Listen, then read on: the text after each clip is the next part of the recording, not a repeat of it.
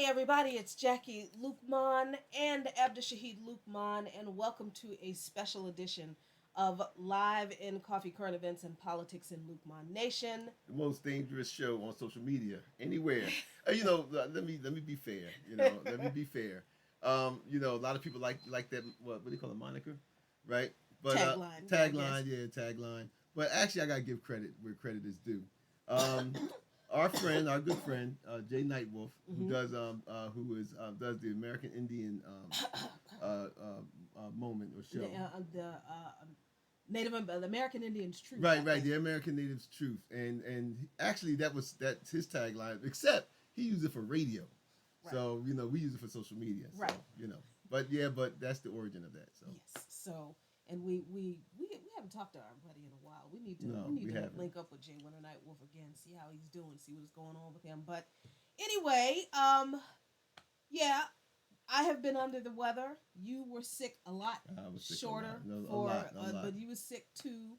And yeah, so this is going to be a short show because I'm still kind of recovering. As you can tell, I'm Right. still coughing, still a little bit And I mean, congested. it's strange because with all of the coronavirus hysteria Mm-hmm. and everything that's going around, I mean, it's very hard for a virus to get me down, So it's like, Yeah. I mean, I have one of those type of systems, where viruses have a hard time knocking me, off my feet.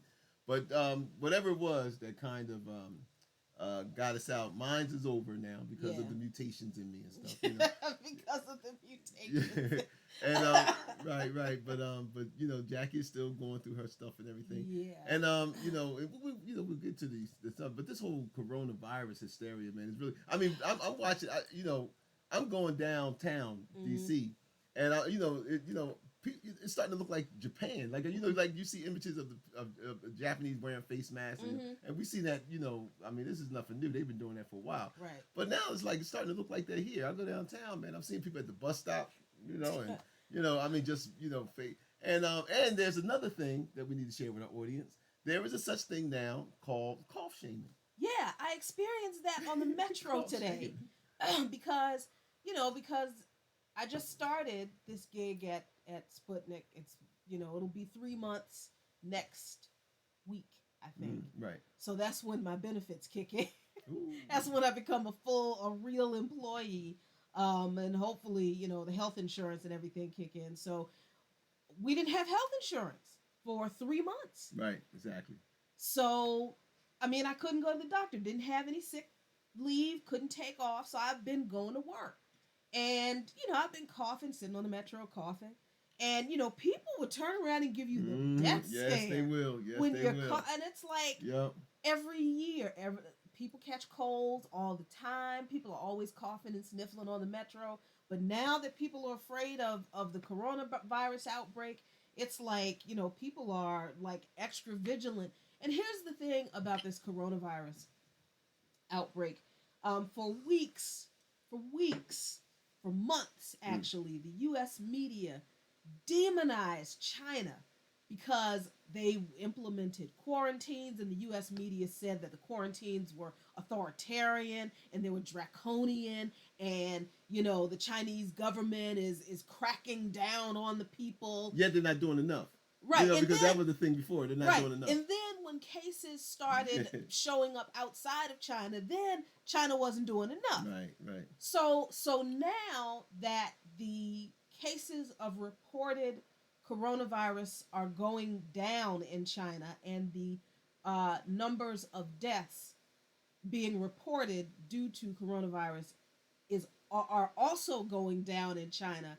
Now we're seeing the virus show up in other places Mm-hmm. around the world, and now it has become dangerous, not because um, it's any not because it's like this special thing, right? But because of the way the United States responded to the infected Americans who were retrieved from, I think, a cruise Yeah. ship. Some of it was from a cruise ship. Some of them Yeah, came home from Korea, something and like that. and in first of all, I think American health officials told um, the U.S. government those people should not be brought into this country. They need to stay in their quarantine areas. But America first. These people um, put these folks on a commercial airline that had other passengers on it. Their justification was that they cordoned off the area that the infected people were on, with, like, the plastic sheeting. I mean, I mean, it's a very good plot for a zombie movie. I mean, isn't that Yeah, how right, right, yeah, one of our favorite TV shows, The Strain? yeah, Isn't that yeah, how yeah, yeah. one of our Yep, favorite episodes of Fringe? yep. Yeah, some weird virus. But anyway, I mean, these people, Americans who were overseas, who were brought back by the State Department under very lax health protocols, against the advice of, I think, the CDC and the HHS officials, the Department of Health and Human Services officials, who actually interacted with those people, did not have any protective gear on. So, So nobody learned from that last Ebola outbreak. nope, nope, When the nope, healthcare workers didn't have proper nope, gear, and then nope, man, nope, nope. So now can't there blame that are on the green monkey. can't the green monkey is like, this is not our fault. You know how they blamed Ebola on the green monkey? All that, it's always HIV the and green all that monkey. stuff. Yeah. Yep. So now we have coronavirus cases here in the United States, and for people who are um, elderly, immune compromised, Yeah, like if you and have who like are diabetes or right, something like that. right, autoimmune Yeah. disease, lupus, these kinds of things, have a weakened immune system, who people who already have HIV, people who have cancer, um, and young children. Yes, coronavirus is more deadly than the flu. However, it needs to be noted that this year alone in the United States, 10,000 people have already been reported to have died from the flu.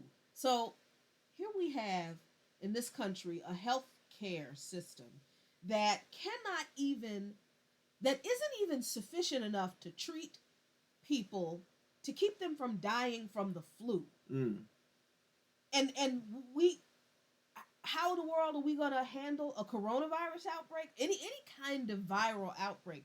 We can't. It's a very dangerous situation that we're in because of our broken and just um, greedy capitalist healthcare health delivery system, because it's not a health care system.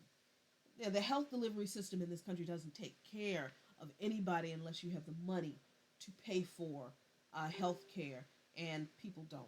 So yeah, we're in trouble. But anyway, that's not why we are here tonight. No, that's not why we're here. We just felt like we need to just mention it a little bit because it is Yeah, current events. it is. And as we speak right now, Super Tuesday results are coming in. 17 states are holding primary elections in the Democratic race for the nominee for the to be the Democratic Party nominee. Look, okay, let's just get to the chase. Well, I mean, at this time it's almost 8 o'clock, so a lot of these polls are closing. Right, Now. it's a lot of the polls are closing right now. If you have not seen on your ticker, haven't checked it out yet, let me see if I can show you. Uh, let's see. Let me see if I can get this right. Let's see, folks. Nope, it's not working right. All right, I'm just going to have to tell you. Joe Biden is projected to win Virginia.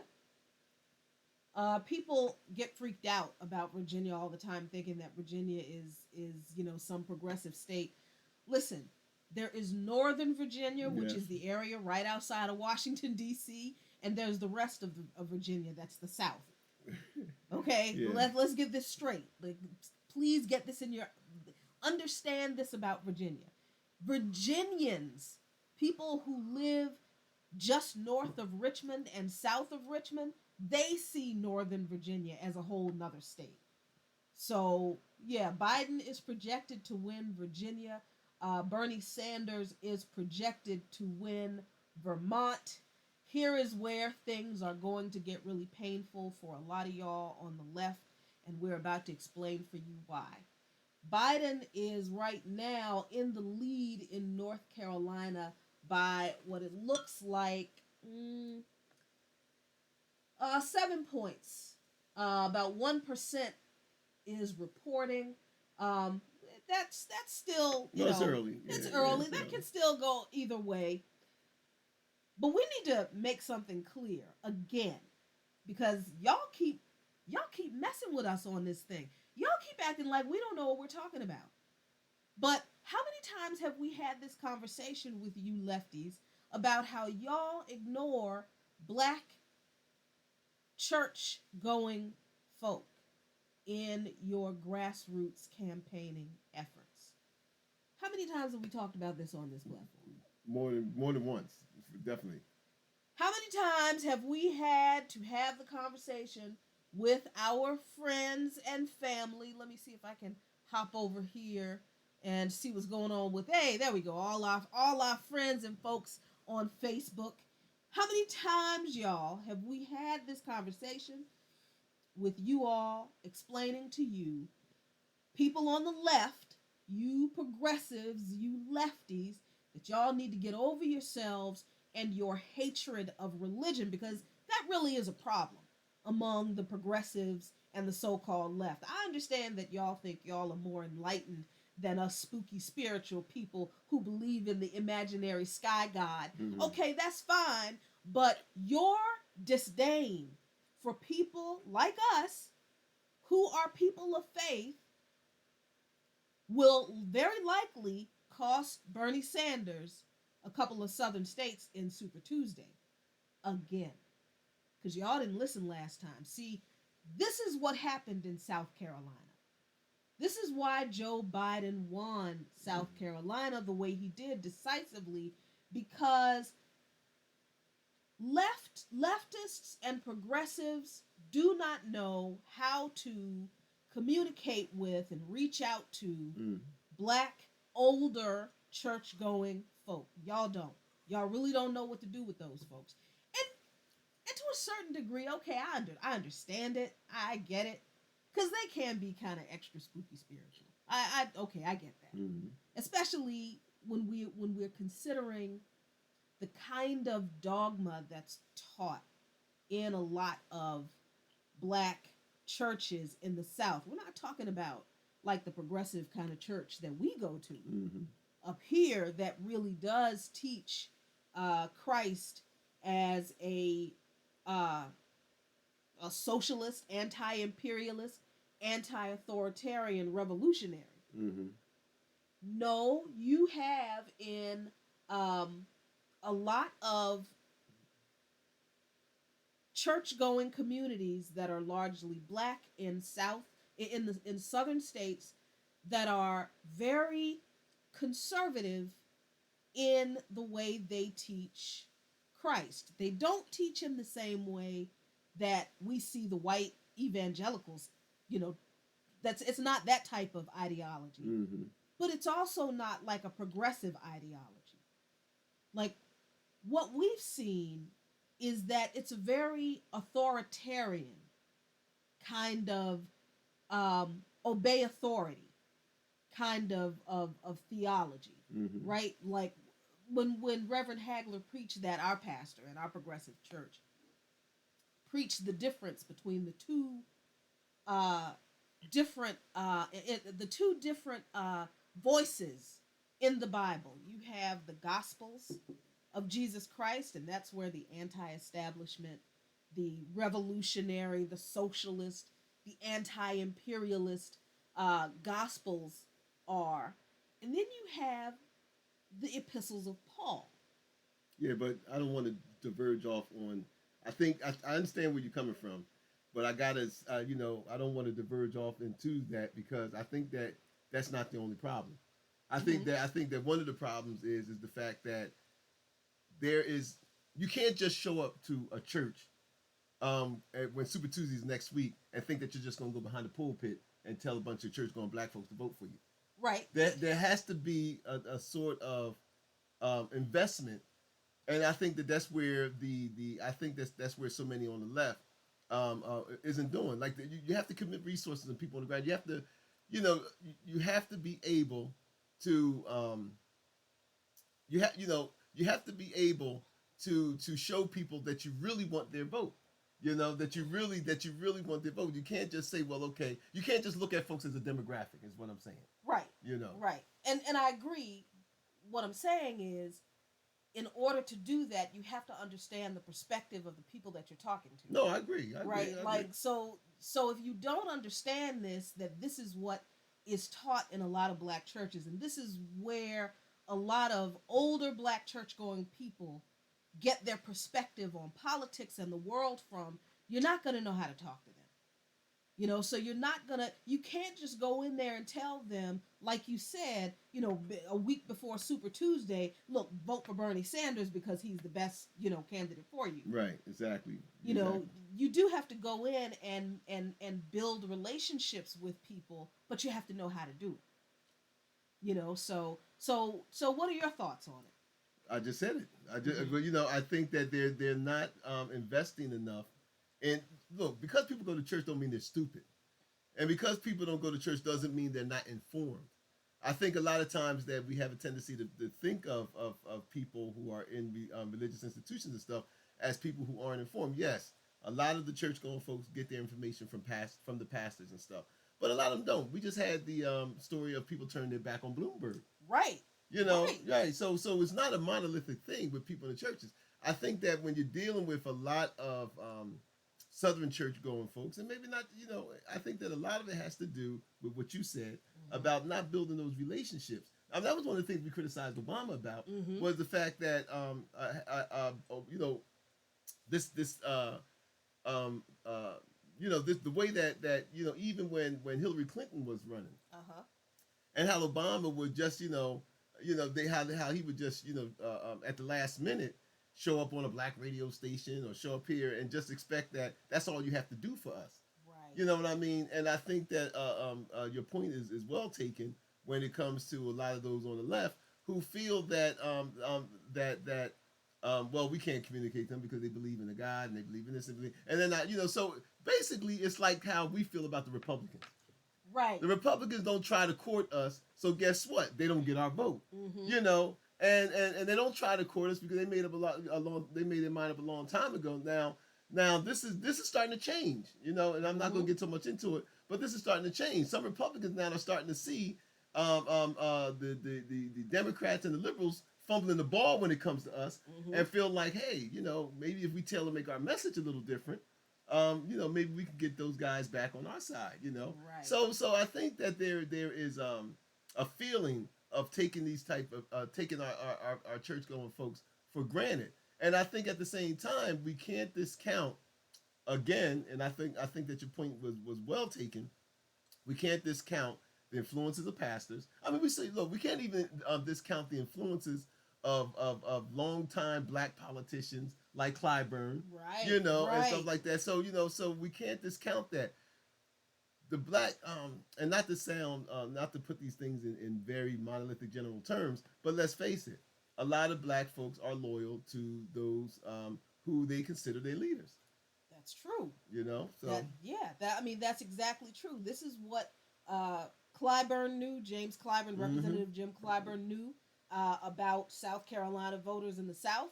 It's what Joe Biden knew about black South Carolina voters. But somehow progressives didn't get that, and we're sitting here like those people gonna vote for Joe Biden because Jim Clyburn told them to, and because their pastors told them to. Exactly.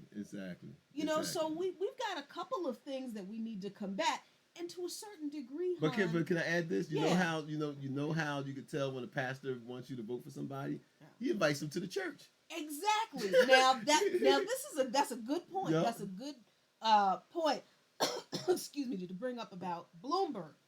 Now, Mike Bloomberg was invited to speak at an AME church in Tulsa, Oklahoma, in Greenwood, and that's where he introduced his Greenwood Initiative. Greenwood Plan for Black America is such it's the typical stuff that you've heard in everybody else's plan. It's that Nixon era, invest in the community. He talks about, oh, I want to create I want to have a million black homeowners. The banks just robbed this country. The banks just straight bankrupted this country. Why are we going to put what little bit of wealth we have left, which is none, back into the hands of the people who just straight robbed us? Mm-hmm. Why would we do that? And why would you trust somebody who is talking about his idea for addressing the wealth gap to put our fortunes in the hands of the people who just bankrupted the country on our backs? Right. But mind you, Right. on the basis of discriminating against us. Seriously, that's his plan. What was another part of his plan? Another part was he said to increase black-owned businesses. They all say they're going to increase black-owned businesses. Look, black-owned businesses are great. Entrepreneurship is great. We have a business. Black-owned businesses, having 100,000 black-owned businesses is not going to close the racial wealth gap for a whole bunch of reasons we're not going to go into tonight. But the idea that black capitalism, is going to solve the problem of the legacy of enslavement and the theft of black wealth by this country is just ridiculous. Because But because everyone is afraid of the R word. nobody wants to talk about the R word. Everybody wants to talk about, giving black, making it easier for black people to get mortgages so more of us can own homes, which only makes more money for the banks. Look, it really does. Everybody wants to talk about more black businesses. Everybody wants to talk about, investment in education and Mm-hmm. community revitalization, which always means gentrification, y'all. It always means community revitalization always means destroying stuff that exists for what rich white people and absent investors want, and moving poor people out of that neighborhood. But nobody ever wants to talk about reparations. Nope, nope. And it's already been proven. This has been studied. This has been looked at. Mm-hmm. Having a few more hairdressers in our neighborhood, having a few more carryouts, having a few more. Because I mean, let's look at it. The average black business isn't going to employ enough people in order to close any gap. Right. I mean, this has already been studied. This has already been looked at. If Walmart can come out and squash the mom and pops, Right. if all of these big box chain stores, the Targets, the Amazons and stuff, Mm-hmm. see, this is the thing that the devil's is in the detail, as they say. How in the hell are you going, as black businesses, going to compare with Amazon? How are you going to compete with Amazon? How are you going to create enough businesses in order to compete with Amazon? What are you going to sell?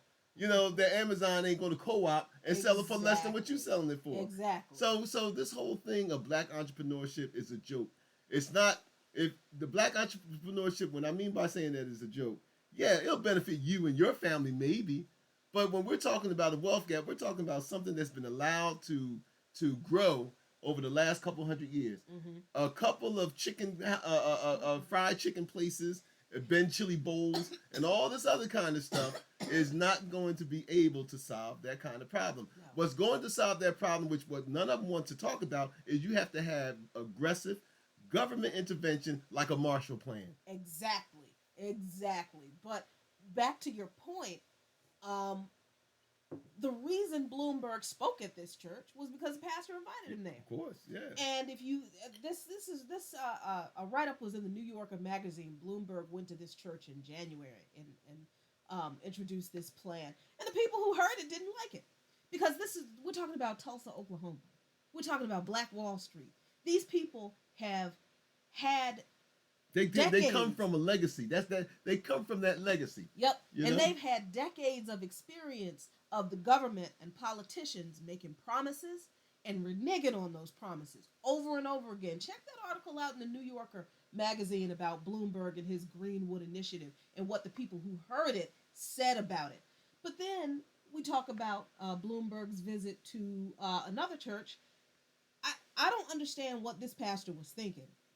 And this is where we in our community, because I think there are some conversations that only black people can have with black people. Mm-hmm. I don't expect some of y'all white progressives to go up in these black churches and have this kind of conversation with black pastors. Do that, and that's not going to end well. This is our job. This is where we need to have this conversation as a family. But we do need to have a conversation with some of our religious leaders Of course. about why they would invite somebody like Mike Bloomberg to speak at their black church on the 55th anniversary of Bloody Sunday in Selma, Alabama. Why, why would you invite Mike Stop and Frisk? All the crime is in the black neighborhoods, so you got to throw him up against the wall, Bloomberg, to speak at your church on Bloody Sunday. Why? Because the pastor, like you said, wanted the congregation to vote for Mike Bloomberg. And not to mention, remember that scene in the Rodney Dangerfield movie, Back to School? Oh, mm-hmm. And when they were protesting about his character coming to their college, what did the dean say? It was a very big check. It was a very big check. But we all know that Mike Bloomberg has been throwing money around for years and years, preparing for this. We need to stop thinking these people just wake up one morning and decide to do these things. We say all the time, they play chess. We're the ones playing checkers and catching up. We know that Mike Bloomberg's been spending a lot of money courting the black community. Like I was telling you yesterday, I've listened to a few, so-called black-oriented stations, not black-owned, black-oriented stations. Thank you for that distinction. Right. And, that's all you heard all across the airways was just Bloomberg. Really targeting the black community. And I felt a little ashamed. Not so much that Bloomberg was targeting us. I felt ashamed that the first black president didn't target us like that. Yeah. There was, and no, I don't want to make this all about Obama, but I do have to say that during the time that he was running for president, there was not a targeted message for us, except the whole respectability argument. So I kind of think that I really think that because many of us stayed home during Hillary Clinton's bid for the presidency, I think that I think that kind of shook the Democratic Party a little bit. The fact, because let's look at it. She wasn't targeting us like that either. That's true. So now we have this political presidential cycle around where we're more of the conversation than we ever have been before. That's true. Everybody's got a plan for Black America now. Yep. But again, you've got Bloomberg being invited to speak at black churches, but not Bernie Sanders. Now, listen, we keep saying we're not endorsing anybody because we believe our job is to inform people on what these candidates' platforms and policies are. You decide who you want to vote for. That's your business. It's not, if we're talking about a democracy, then it's not our job to tell you who to vote for. We don't expect you to tell us who to vote for because that ain't your business. But I remember last year there was a video of Bernie Sanders speaking at some church in the South, some black church in the South. I think it was in South Carolina because there was a big deal made about how Sanders pretty much let Hillary Clinton have the South and didn't do a whole lot of campaigning in the South in 2016. I remember that. Right? So he was, I think it was his first forays into, reaching out, and he's speaking at this black church. And man, the look on the faces of the people in the pews listening to him, it was like that man was Pontius Pilate's ugly, stinking cousin. They really were not feeling that man. But that is, if you want to build relationships with people, you got to be prepared for that. You've got to be prepared for people. And as long as Sanders has been in this game, don't tell me he's not used to that. Well, yeah, and I think that there's another reason for the looks too that he was getting. What do you think? Well, the first time during the South when he was running against Hillary, Sanders did not have the type of organizational structure that he has now. True. This was his first real major foray into running for president. Mm-hmm. We weren't used to hearing the term democratic socialist at the time. That's true. Yeah. So if you look at it during that time, that was a new thing for a lot of us. And there was a new thing for a lot of as you call the older black Mm-hmm. class, to sit up there and Bernie, like I said, he didn't have the organizational structure. There weren't a lot of boots on the ground, which is why he had to really skip a few states Yeah. Yeah. because he didn't have the money. You know what I True. mean? True. He's in a lot better position this time than he was Right. then, and the fact that he's in a lot better position because even the term democratic socialist isn't the boogie word like it used to be. Right. You know Right. what I People mean? aren't afraid No, of they're like, not. oh my Yeah, God, right. no. So they're not afraid of that, and I think that that shows in the momentum that he's been getting. Yeah. That people are like, hey, look, capitalism has made the case for Bernie. You know, Donald Trump has made the case for Bernie. Donald Trump has made the case for anybody but him. But what I'm saying is the fact that capitalism, under the Trump administration, and the way that the blatant disrespect for the working class, just in America. I mean, the blatant disrespect of allowing,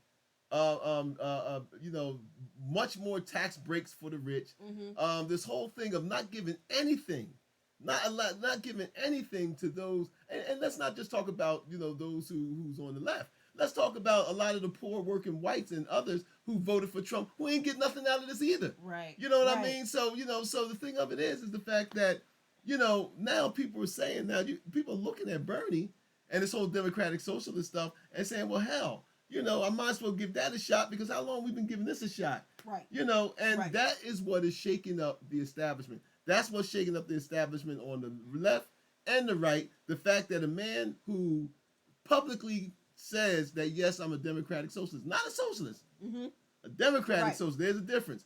And the democratic socialist, and the fact that he's picked up these votes, the Mm-hmm. fact that it's shaking the foundation of the right wing of the Republicans because Bernie went out there to the West, and we need to talk about this. The Latino vote, the Latinx vote is going to be, well, they're already the largest so-called minority Mm-hmm. in this country, by numbers. The fact that Bernie got so much of the Latinx vote Mm-hmm. when he went out there to Nevada and stuff. Right. I mean, that's shaking the boots of the right because Exactly. they did already said in the back rooms when they playing poker with the cigars, they already got back there and said, we know the blacks, let them have them. The Latinx people though, they're going to be the big thing in the future. We need to go to them, and we need to do that, and we need to do this. And then you got a guy like Bernie comes along, Mm-hmm. and because one of the things that these stuck in the bubble politicians don't understand is that their disdain for the working class affects the Latinx people too. All of this Exactly. stuff of supporting Trump with the wall, supporting Uh-huh. Trump with the xenophobia Mm-hmm. and everything else. Well, the Latinx people are sitting there and they're watching too. So all of this stuff of the think tanks talking about, well, we just write the blacks off, let the Democrat Party have them, but the Latinx people, they're going to be the wave of the future. What they're not looking at is their own racism and their own xenophobia that is affecting even those who they want to court in the future. Yep. So now Yep. Bernie comes along, and when they seen how much of the Latinx vote that he's gotten, oh, trust me, they took notice of that. Right. They're taking notice. So Right. what happened? What comes out of all of this now?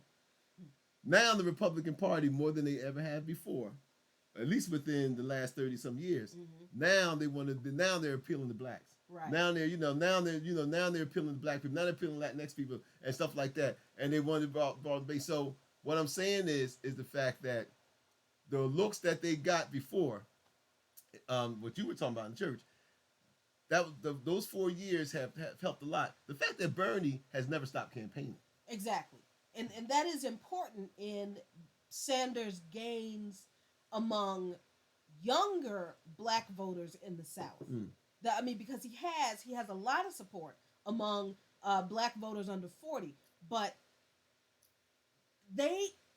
I'm telling y'all, we're trying to tell you on the left, you progressives, you have got to stop demonizing black church voters, black churchgoers, as if they're of the same ilk as evangelical white Christians.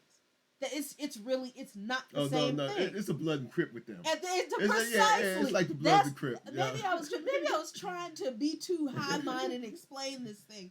The reason Bernie Sanders, one of the reasons, it's not the main reason, but I think it is a huge reason that Bernie Sanders is going to lose several southern states today, tonight, is because progressives view black churchgoers the same way they view evangelical Christian churchgoers.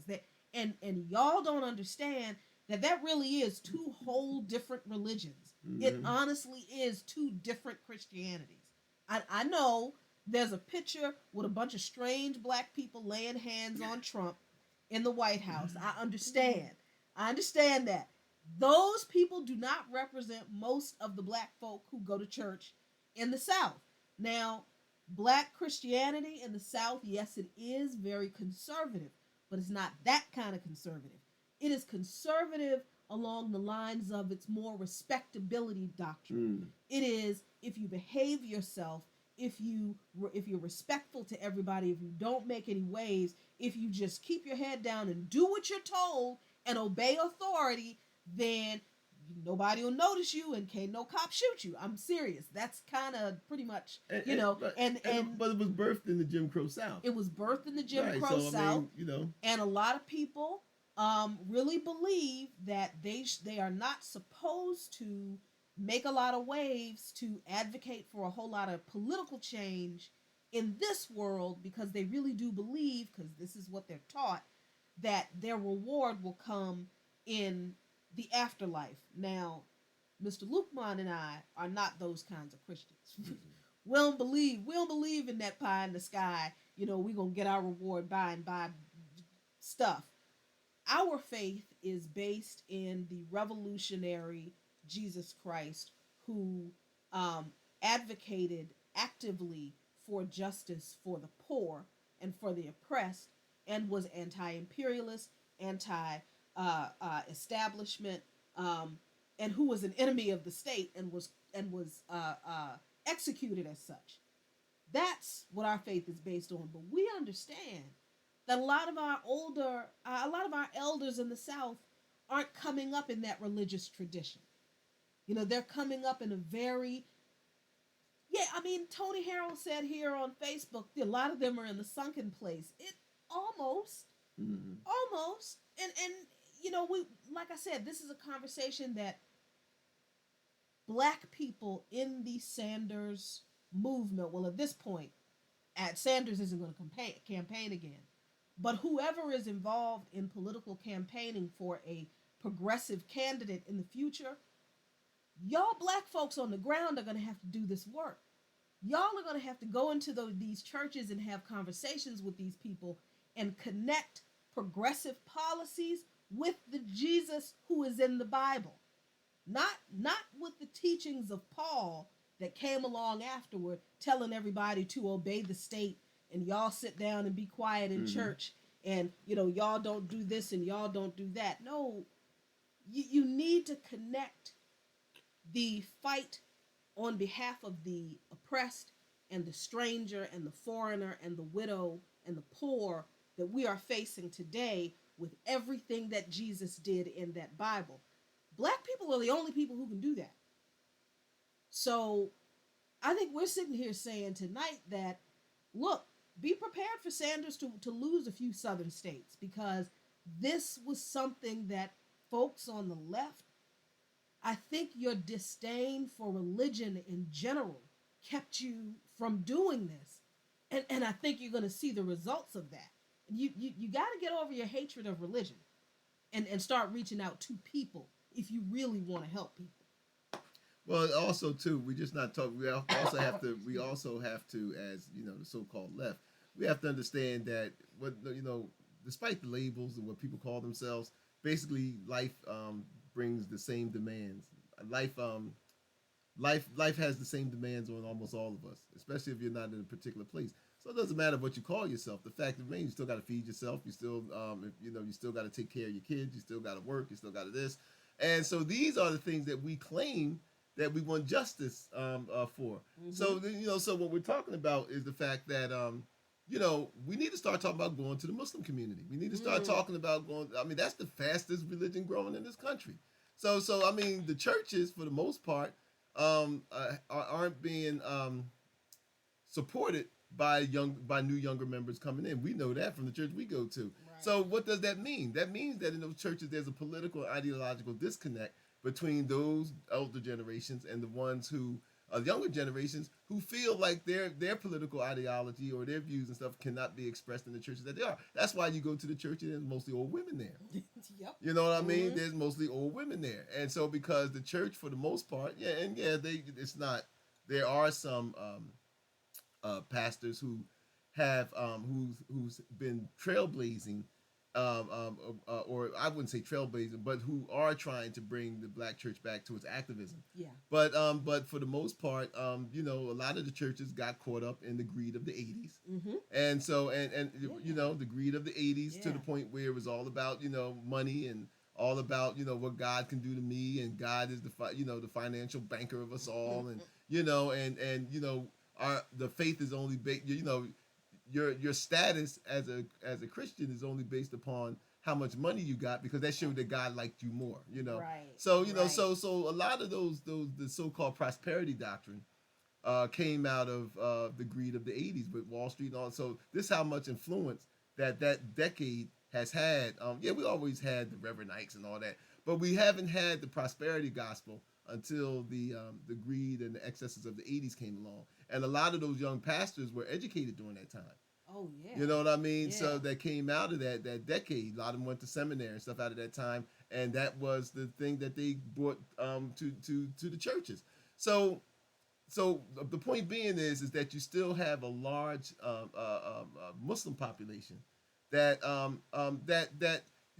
you know we blew it with them too because the thing of it is the fact that unlike like the Latinx, they're the ones that's been the subjects of the travel bans True. and Yep. and the outright hostility of the Republicans and the white nationalist policies of Trump has really been all up in their face. Yeah. And so, you don't see a large outreach to the our Muslim brothers and sisters who would be willing allies to stop this type of xenophobia and racism and stuff. But again, like you said, Jackie, we have to get over, or we have to get over.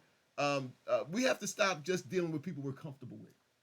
Exactly. Exactly. I mean, we were. I think we got somewhere off on a tangent and we didn't finish the Bloomberg story. This is why it's important to not leave communities of people behind because you think you know how they are or what kind of people they are. So Bloomberg goes to this church Mm. in Alabama on Johnny, I call him Johnny Dollar Seed because he was Johnny. throwing Yep, money all yep, around. yep. Johnny Dollar Seed Yep. goes to this historically black church in Selma, Alabama, on the 55th anniversary of Bloody Sunday. Oh, that was a coincidence. That was just so ridiculously insulting that this black pastor would let this man um, speak at their church on that day. But instead of people would think that we just told you how a lot of black folk who go to church in the South are indoctrinated with this respectability thing where, crazy people would come and speak at the church and folks would just sit there, because the pastor invited them, so we have to obey the pastor. But that's not what some of these people in this church did. At least 20 people, and it might have been more. And these were older black folks. These weren't a bunch of kids. Mm. These were older black folks, mid 50s and older, stood up as Bloomberg was speaking and turned their backs on him. And they stood with their backs turned to that man silently in silent protest in defiance of their pastor. That's a big thing. That's a big thing. In a black church Yep. to disobey your pastor. These people stood up, turned their backs on Mike Bloomberg as he was speaking throughout his entire speech. Now, that's 20 people who not only would never vote for Mike Bloomberg, but that's 20 people in a black church in the South who, if someone had reached out to them, might be convinced to vote for Bernie Sanders. Good point. You're leaving people behind to look. We are very critical of Sanders' foreign policy. his domestic policies are great. They're desperately needed, but we shouldn't be getting Medicare for all and college tuition forgiveness and free college at the expense of the lives of our brothers and sisters in other countries that this country is going to continue to drone bomb because Bernie Sanders thinks that drone warfare is better than boots on the ground warfare. That's not, we're very critical of that. But At I want to go back to the people you were talking about that turned their back on it real quick. If I lose Uh-huh. this thought, Yeah, yeah. is the fact that not only does what your point brought up about, and I totally agree with that, that these are people that could have been potential Sanders voters. If they're not, we don't know. Mm-hmm. But it also that a lot of important events are defined in our lives through images, through pictures. Yeah. You know, Yeah. and we know we don't have time to name them all, but there's these certain events in time Mm-hmm. that you have a picture or some kind of image, and you say that was that time, that was that time where we were at that time, and the images of these people turning their back on Bloomberg, I to me when I saw it, it was the same as John Carlos and them putting their fists in the air, Yeah. because what it's showing now is that black what we're seeing, what I saw in that image is that black people are saying, damn the hell, take us seriously. We are tired Yes. of politics as usual. Yes. We have the sense of, and when I say we, I'm talking about many of us in our community, our people. We feel the same sense of urgency that people feel about climate change. We feel that the Exactly. clock is running out, Mm-hmm. and we Mm-hmm. feel that the clock is running out for us.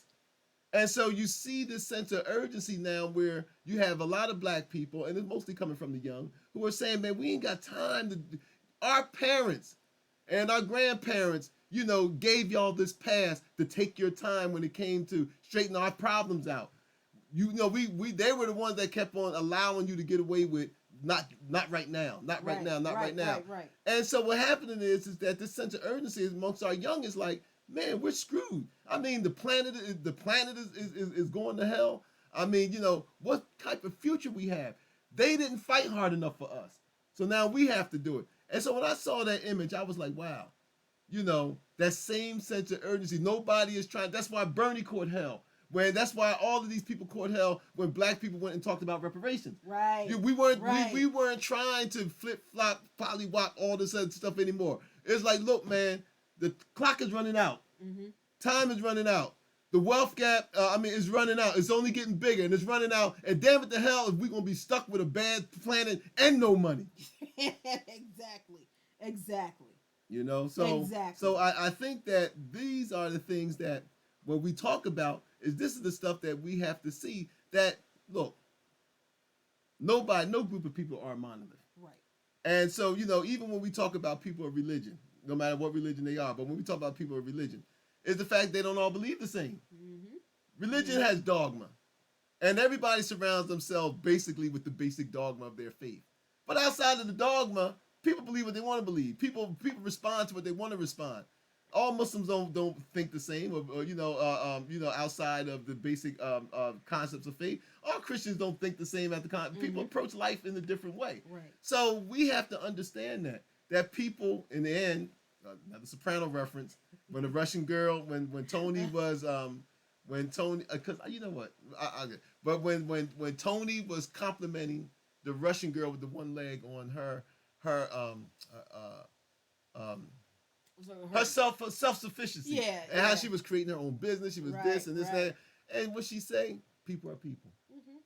It was just that simple. People are people, and this is the stuff that we have to understand. Is that we could be interested in people's faith or where they from or where they this, but if you were to travel anywhere in the world, people all have the same concerns. Yep. I mean, so look, y'all, my progressive friends, our progressive and left friends, we implore you probably for the last time because, like we said, Sanders won't run again. Well, Um, yeah, I mean, yeah. he won't run again. We have no idea who, what will happen in this upcoming presidential election. We do know this. We do know that if there is a brokered convention in Milwaukee at the Democratic National Committee, at the Democratic National Convention, um, there ought to be a riot. We're just saying. And you know what? And I'm glad you said that. I don't think, and I really wanted to get your opinion on this too as we Uh-huh. close. I don't think that Bernie is going to lay down this time as You don't? before. I don't think before with the whole let's get behind the party. Right? I don't see that. I don't see Bernie laying down. First of all, he's going to be coming in with the most delegates, That's true. and That's and true. and and Biden may get this little push, from these little southern stuff, but Bernie then already got to the point where I think he's going to come in with the most delicate. Yeah, they already got the Buttigieg and the Klobuchar and all them supporting Biden, and the fix is going to be in.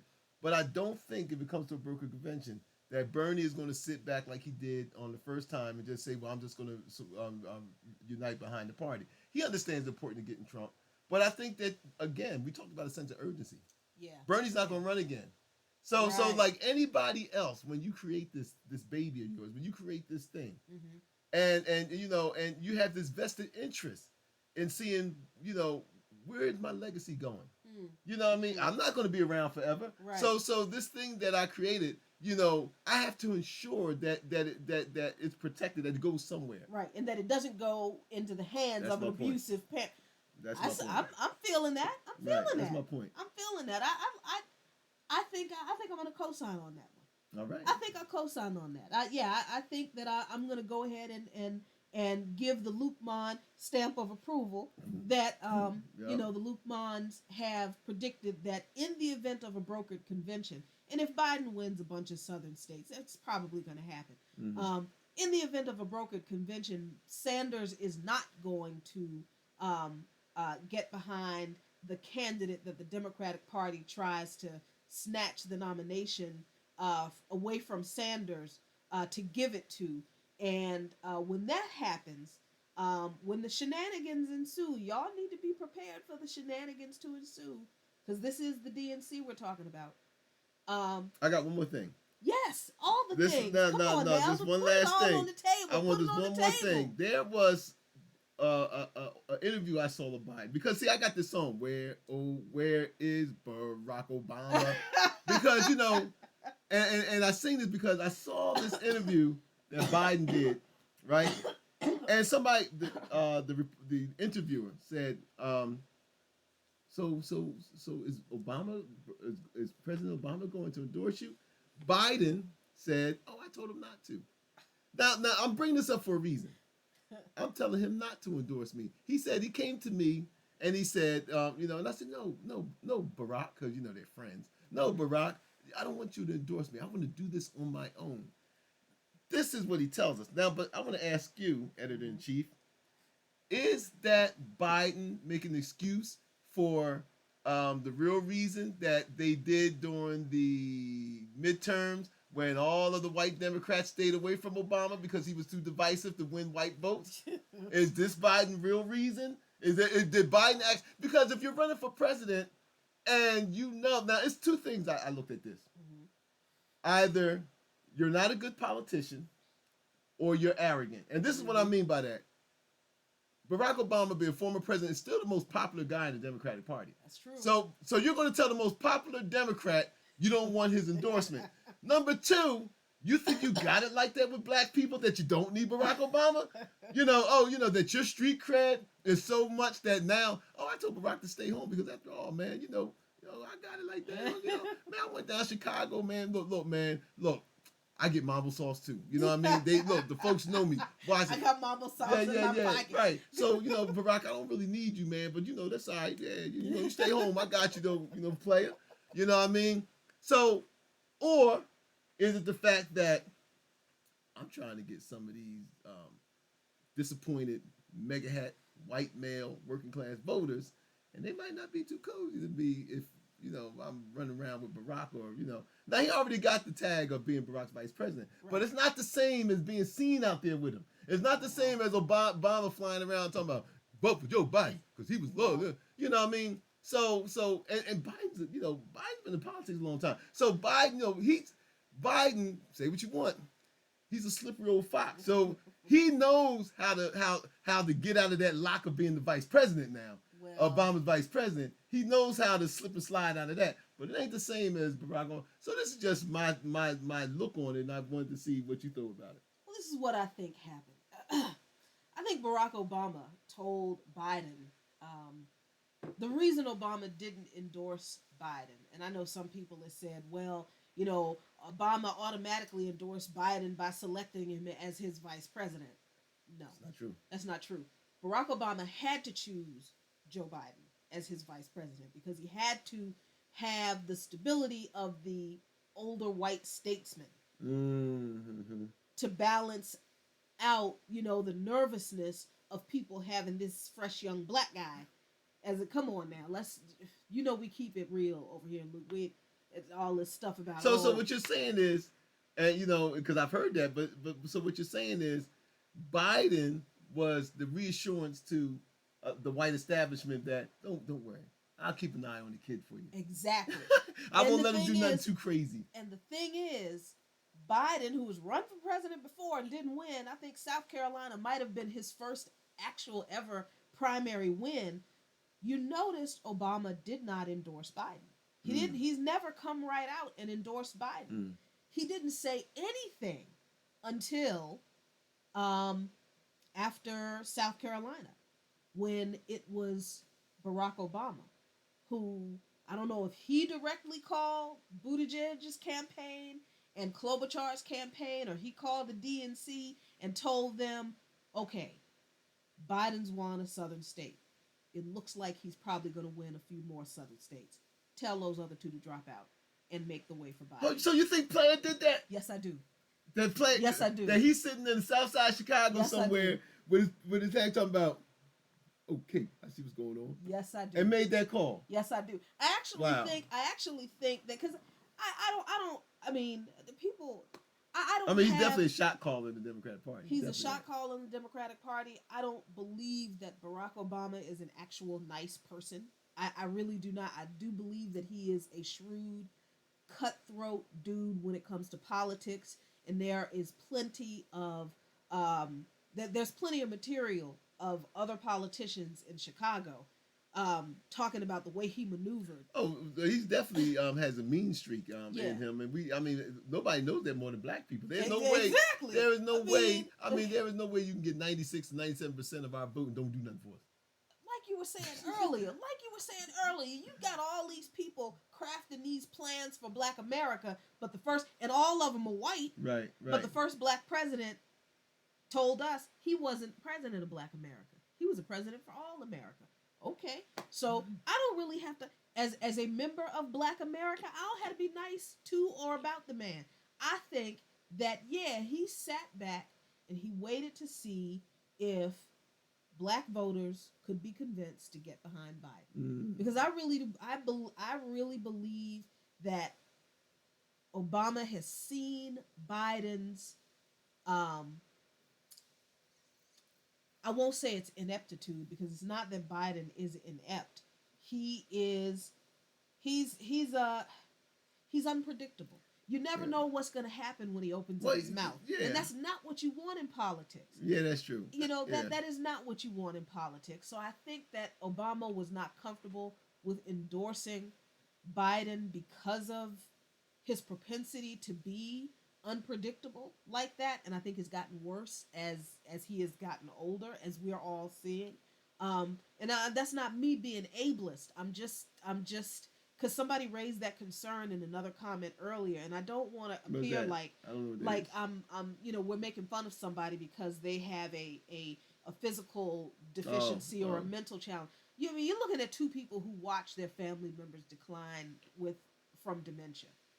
So, we're not doctors, but it's like some stuff we've seen before, right? So I'm thinking Obama was not confident that Biden could carry an election. He waited until South Carolina to see if Black folks could be convinced to vote for Biden. Yeah, but that's South Carolina Black folks. What I'm saying is that why hasn't Obama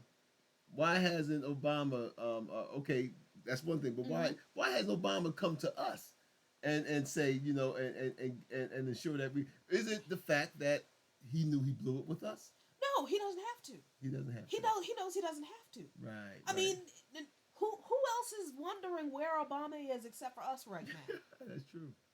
nobody, and nobody gives a shit about Obama's endorsement right now. Mm. I mean, there are a couple of articles out there talking about Obama's doing this, that, and the third, but mostly people are looking at first. People were looking at the ridiculously overcrowded field of the Democratic primaries.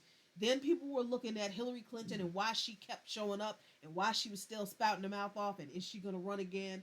And now she has to go to court to answer for those doggone emails again, which I think is ridiculous. I think it's ridiculous. But look, I mean, you the one that put the damn emails on a private server, wasn't me. So you got to deal with that. Then we're looking at the debates and wondering who's going to fall out, and now we're getting down to this critical mass, Mm. and we see that the Democratic Party is aligning the candidates behind anybody to stop Bernie Sanders. Mm-hmm. So Barack Obama is almost not a factor yet. Right. He's not. I don't think Barack Obama is a factor until after Super Tuesday and until the delegate count shakes out. And until we see how many delegates separate Sanders and Biden. And if it doesn't look like, and if Sanders is like hundreds of delegates ahead of Biden, Mm. then Obama makes the endorsement of Biden. Well, we'll see how it goes. Yeah. We'll see how it goes. If it's closer, I think he stays quiet until a little bit longer. But yeah, I mean, I think this is all leading up to a messy Milwaukee this summer. And I'm here for it. I really am. I'm here for it because just like the GOP needs to implode, the GOP is imploding. The GOP isn't even a political party anymore. It's a cult. It has been for a while, but everybody sees it now. The Democratic Party is going along the same lines, and it needs to. It needs to. So, you know, from the Luqmans to our family and friends out there in progressive left land, y'all need to stop. Stop with this hatred of people of faith. Stop it. That's what cost us. That's what cost Bernie Sanders the southern states. That's what cost Bernie Sanders the southern older black vote. Y'all's hatred of religion. Well, Somebody had to tell you. well, we'll end this segment for the night, and we encourage you to thank you for joining us. We encourage you to share this video with your friends, your associates, even your enemies. And we also ask you to visit our Patreon page if you like what you hear, if you like what you see, and that the future of Luqman Nation is based upon, I always wanted to say this, What? that Luqman Nation comes from patrons like you. You know what I mean? That's so nice. Right. So we thank you. We continue to upgrade our equipment and stuff. So please send those donations, and we always put them to good use. We also ask you to check us out on our Twitter. Check us out on YouTube. If you haven't subscribed, subscribe. Click the bell, and so you can get the notifications to know the next time these two beautiful people will be on with our commentary and analysis. And we also ask to also join an organization. We need to say this. Join an organization, a local organization, and that's how we do this. We have to be organized. This is not a fight that we can have on our own. This is not a fight that you can do on your own. So we have to get with like-minded people. Politics are local, so join a local organization and change the world one progressive action at a time. There's no better way to go out on. There's no better note to go out on. Thanks, y'all. Peace.